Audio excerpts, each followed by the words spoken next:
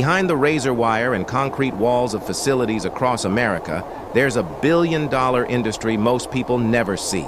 These aren't just prisons. They're publicly traded companies. What happens when punishment becomes a product? Private prisons are correctional facilities owned and operated by for-profit corporations, not government agencies. Today, roughly 8% of all American prisoners are held in private facilities, housing over 115,000 people. That's more than the entire population of Cambridge, Massachusetts, living behind bars run by shareholders. This system emerged during the prison boom of the 1980s, when mass incarceration overwhelmed state budgets. Politicians promised that private companies could run prisons cheaper and better than government. 4 decades later, that promise is under investigation. The industry has grown into a $5 billion annual operation, with 2 corporations controlling over half the market.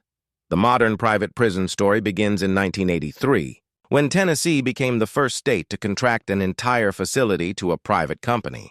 The Corrections Corporation of America, now known as CoreCivic, opened that first facility. The pitch was simple.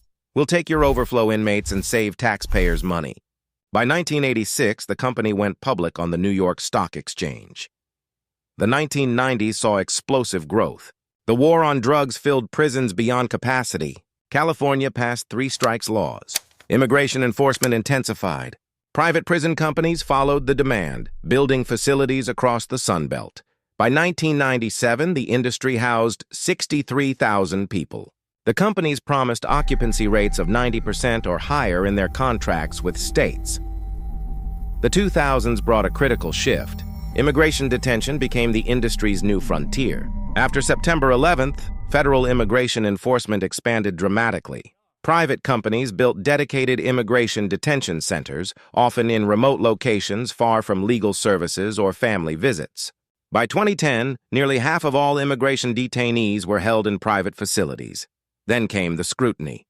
A 2016 Department of Justice report found that private prisons had higher rates of safety and security incidents than government-run facilities. The Obama administration announced it would phase out federal contracts with private prison operators. Stock prices for the 2 largest companies dropped 40% in a single day, but the story reversed quickly.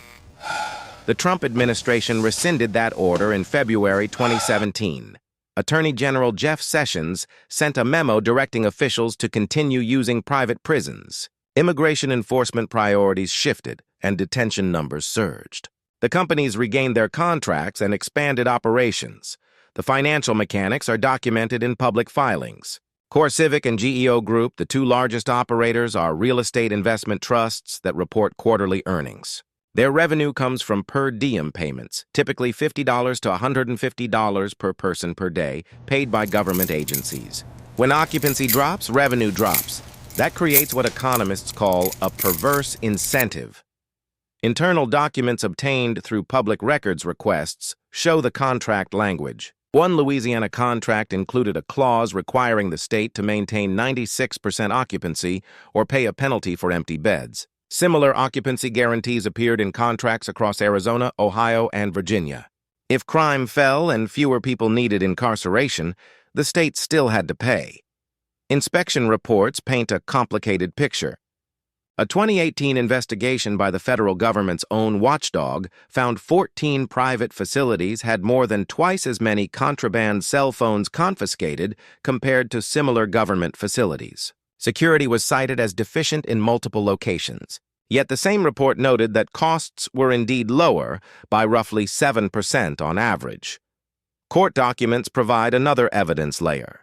A 2017 wrongful death lawsuit against GEO Group alleged that a man suffering from schizophrenia was placed in solitary confinement for 19 days without proper medical care before dying. The case was settled without admission of wrongdoing. Similar lawsuits allege inadequate staffing, insufficient training, and delayed medical treatment across multiple facilities. Immigration detention records tell their own story. According to data collected by the Homeland Security Department, private facilities held approximately 81% of all ICE detainees by 2019. Detainees reported limited access to legal counsel and poor communication about their cases. Some facilities were located hundreds of miles from the nearest immigration court. The industry defends itself with data and partnerships. CoreCivic points to its re-entry programs, substance abuse treatment, and educational services. Company representatives argue that they operate under the same standards as government facilities, face the same inspections, and house people the government decides to incarcerate. They note that they don't make sentencing decisions or set criminal justice policy. Cost savings remain disputed. Some academic studies find minimal savings once all factors are considered. Others suggest that private operators achieve efficiency through lower wages and reduced staffing ratios. A 2020 analysis by the Brookings Institution concluded that cost comparisons are methodologically challenging because facilities serve different populations and states report expenses. Inconsistently, there's disagreement about the influence of lobbying. Private prison companies spent approximately $10 million annually on lobbying between 2015 and 2024. Critics argue this money shapes criminal justice policy toward incarceration. Industry representatives counter that they advocate for fair contracting rules and operational standards, not longer sentences. The causal link between lobbying dollars and incarceration rates remains statistically unclear. The evidence on recidivism is mixed. Some studies show no significant difference in reoffending rates between people released from private versus public facilities. Others suggest slightly higher recidivism from private prisons, though confounding variables make firm conclusions difficult. The data doesn't support either extreme claim, total vindication, or systematic failure. Behind every statistic is someone's son, daughter, parent, or spouse. People incarcerated in private facilities describe a system optimized for efficiency over humanity. Former detainees report feeling like inventory rather than individuals. They describe crowded dormitories, limited phone access at inflated rates, and medical requests that take days to address. Staff members face their own pressures.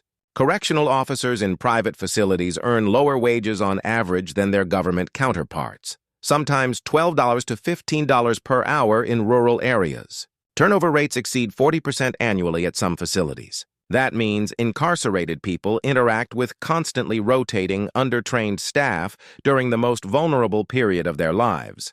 Families bear costs, too. When private facilities open in remote locations to access cheaper land and labor, families must travel hundreds of miles for visits. Phone calls are provided by contracted vendors that charge up to $1 per minute. A 15-minute call becomes a $15 expense for families already strained by having a loved one incarcerated. These are design choices, not accidents. They reflect a business model where every service beyond basic custody becomes a revenue stream. This isn't just about prisons. It's about what happens when essential government functions become profit centers. Think of it like this. If a hospital only made money when beds were full, would doctors have the right incentives? Corrections exist to protect public safety and ideally to rehabilitate. When the entity running the facility benefits financially from more people staying longer, the incentives tilt. Constitutional scholars point to a deeper issue. The state holds a monopoly on legitimate use of force. When private entities exercise that force for profit, it raises questions about accountability and oversight. A government official answers to voters and can be impeached. A corporate board answers to shareholders and can be sued. Those are different accountability structures with different pressures. The economic model reveals another layer. Private prisons operate on contracts typically lasting 2 to 4 years. Long-term investments in education programs or mental health treatment don't show returns within that window. So the rational business decision is to meet minimum contractual standards while maximizing occupancy.